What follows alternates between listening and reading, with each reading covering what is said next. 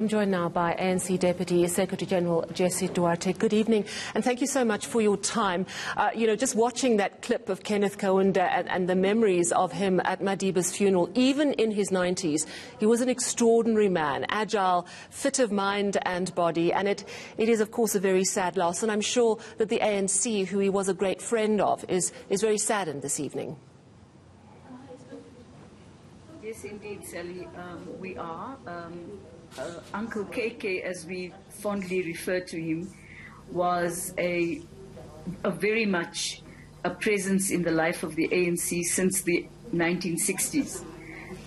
And amongst other countries, was one of the countries that spurned the apartheid pressure to remove economic support and many other forms of support, and supported the ANC by allowing the ANC to operate centrally from Lusaka, where the ANC's headquarters was based, and in many ways was the key support for allowing ANC comrades to be politically trained in Lusaka. But as you know, in those days, MK could pass through, didn't have training camps, but refugee camps in Lusaka. And the country, Zambia was not then a wealthy country, struggled.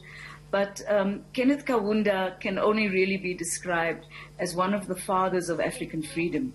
And the independence of many African countries during the 1960s brought about a cadre of leaders, such as himself, that truly believed in Pan-Africanism, in the unity of Africa.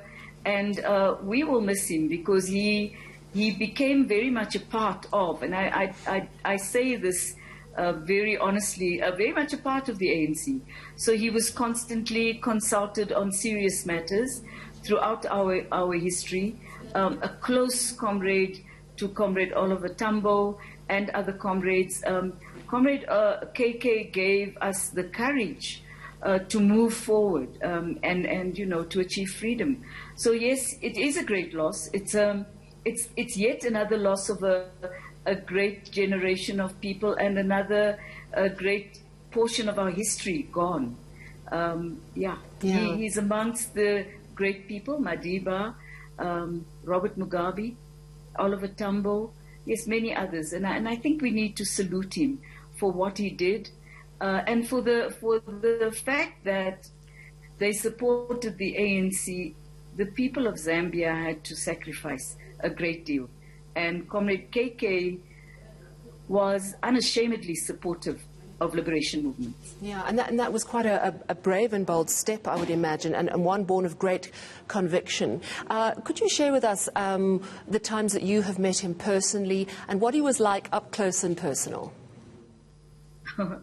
First time I met him personally was early 90s, just after I joined Madiba's office, and Madiba went to meet with him at the State House in Lusaka. First impression was a wonderful, gentle a human being, but completely incisive, got straight to the point of a matter.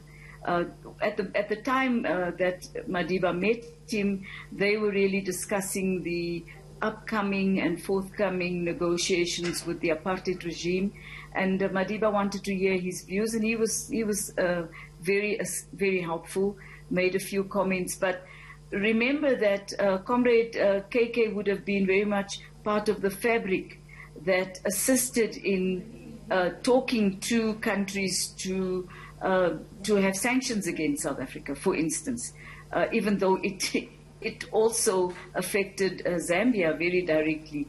So, I think my really lasting impression was of a gentleman with a handkerchief in his hand, shook hands very, very easily and firmly, and spoke very directly. And I must say that one can only admire the fact that people like that had a moral compass, had an integrity beyond,